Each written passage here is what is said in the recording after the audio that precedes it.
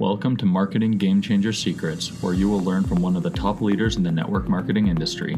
Teresa Harding has grown her team to over millions of people. She's grown online, she's grown offline, she's grown organically, and she is ready to show you the secrets. She's ready to change the way you think.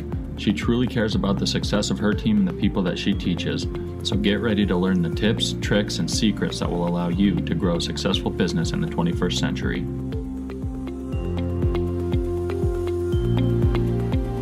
I'm Teresa Harding, and this is Marketing Game Changer Secrets.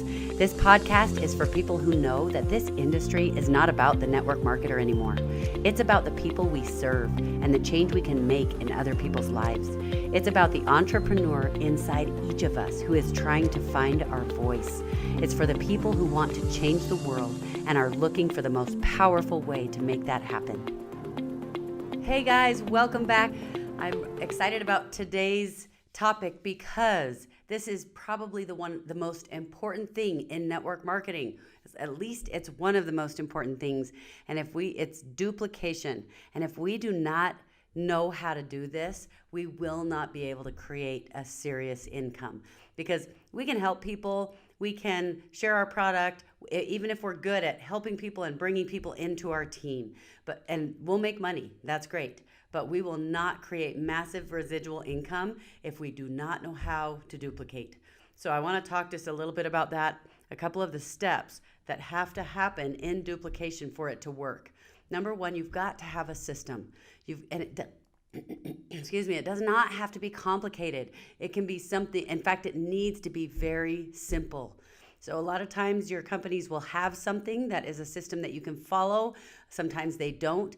Either way, even if your company has a phenomenal system, which I feel like our company has a phenomenal system, there are still holes that need to be filled in. So for example, they might tell you to teach a class, or they might show you how to do certain things. They might say, okay, now next talk to your person, but you still need to make sure your people are trained on and know how to talk to those people. If it's about a presentation, your people need to know how to give the presentation. So just make sure that you have a system that is really simple. And if every step of that process is not simple, you've got to relook at that and see how you can make some changes. Because, for example, if they need to learn how to teach about the product, if that is complicated and they've got to learn a ton of science and a ton of information to even be able to teach about that, then your system is too complicated. Remember, we've talked about how you need to do this as if you are teaching a fifth grader that's 10 years old. A 10-year-old should be able to do this, not because the people you're working with are not smart, but because when we talk to each other, when we're talking as friends, we don't talk at a professional, educated level. We don't usually sound all eloquent. Sometimes we might, and sometimes we'll, throw in words that are bigger or whatever. And I read a ton. I have a pretty big vocabulary. But when I'm talking to my friends, I'm saying, "Are you kidding me? No way." So those are the kinds of ways that we need to talk in our presentations. Of course, be at whatever level of education you want to be at, but the feeling and the wording needs to be easy enough for a 10-year-old to be able to do this. And I'll just tell you that they did research on the presidential candidates and who won. The presidential candidates who won and the presidential candidates who lost. And every single time, the presidential candidates who won spoke to the crowds at about a fifth grade level. Some of them were at about a fourth or sometimes even a third grade level. Now, that doesn't mean, like I said, that you're speaking uneducated. What it means is you're talking to them and relating to them at a very, basically an emotional level, and it doesn't mean you're sounding like you're not educated. So don't get caught up on that. But the presidential candidates who lost were speaking to people at about a seventh or an eighth grade level or higher every single time. So just keep that in mind. That's what helps people feel like they can relate to you, like you're connected, like they can be your friend, like they understand you, like you are like them.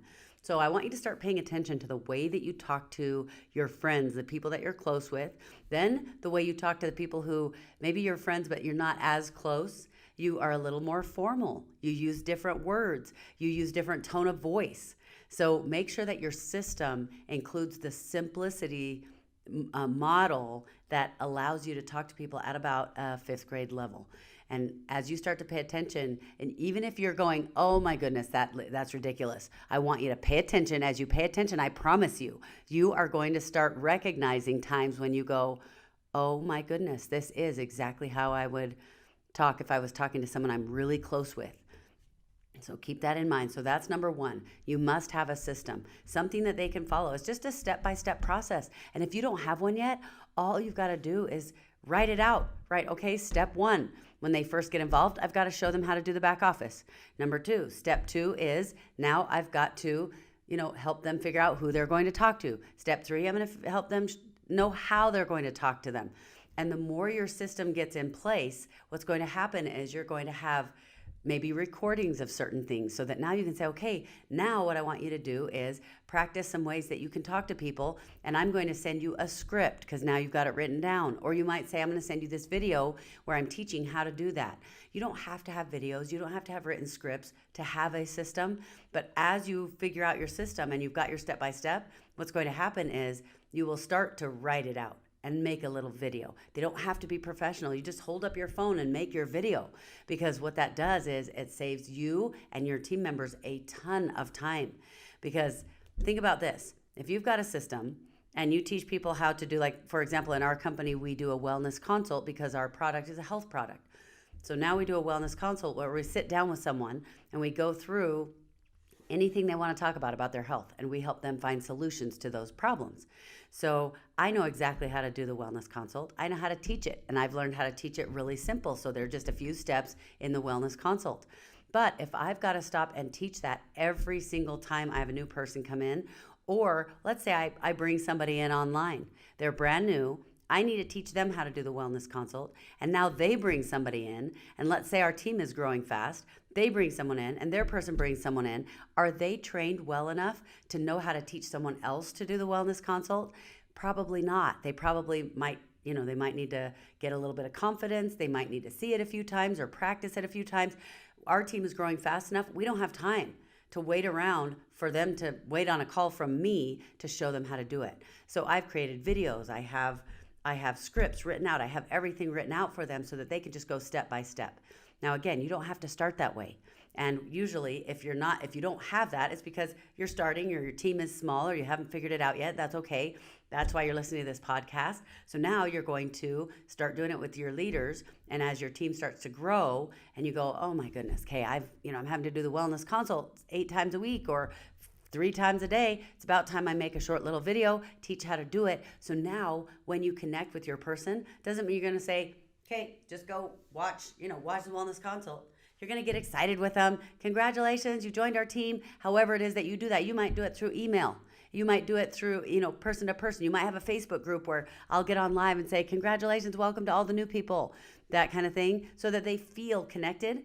And then I say, okay, the first thing you want to do is go do XYZ. Okay, now the next thing you do is watch the video on the wellness consult, and I want you to practice doing that with someone. Help someone with the product.